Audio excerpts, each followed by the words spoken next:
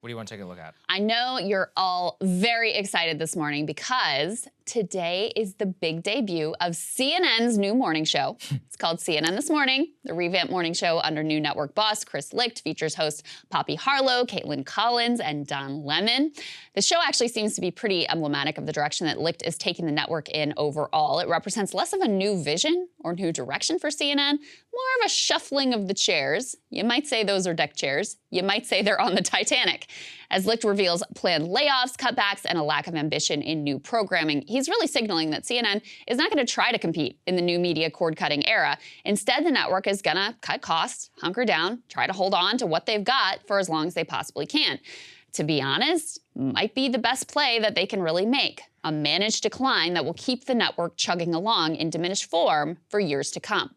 So if the future under Jeff Zucker, the previous boss, was sort of absurd and ridiculous, under Chris Licht, there's a brutal realism that basically there is no future. As Breaking Point's viewers will recall, Zucker put all his eggs into CNN Plus, spent more than $300 million on the doom streaming effort, believing this would be CNN's big play for the new era. Zucker, too, recognized that the cable news business was a dinosaur with a business model built for a different time, but he believed he could remake it to match the moment. Apparently didn't realize that streaming really only works if you have content and talent that people actually want to pay to consume. You can't just take the same old programming, make it more cringe, and stuff it into a streaming service and think that that is going to work out. No, the kids are not going to pay to see more of Chris Wallace. Licht's approach has been to make a few moves that give the appearance of a revitalization while hunkering down for the storm. His first big move was to unceremoniously kill the flashy CNN Plus debacle that Zucker had been betting the entire network on. But now we're getting more insight into how specifically Licht views the business and CNN's future.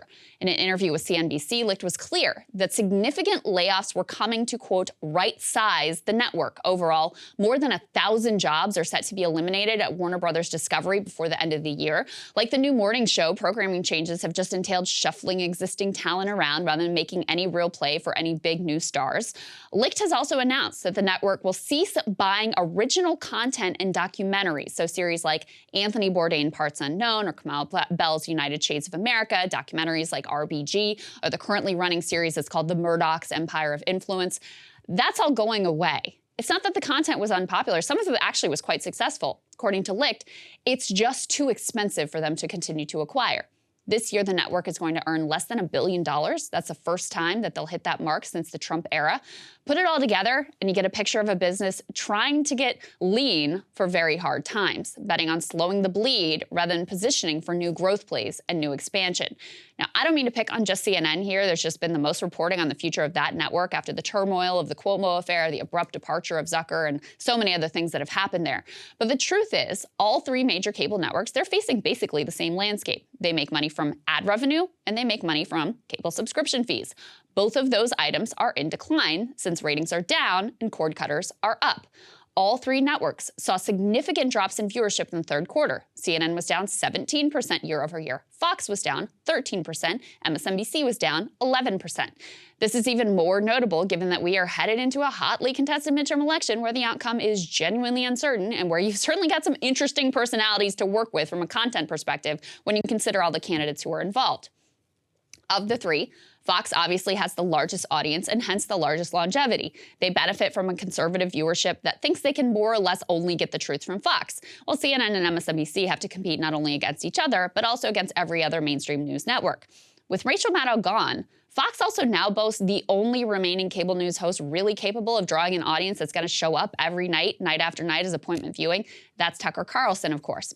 It's telling that MSNBC, on its own path of diminished relevance and managed decline, did not even try to fill Maddow's shoes with someone who had a prayer of matching her ratings. Because in this era, anyone who could actually accomplish such an impressive feat, they'd be a fool to do it for a cable news network rather than to do it for themselves.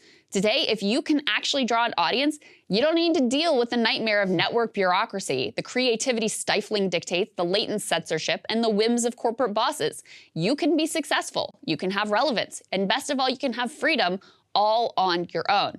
That means increasingly the only talent left at these outlets is of the sort that is skilled at climbing the ladder within a large bureaucracy and playing the inside game of networking and access, but doesn't have a prayer of generating an audience all on their own.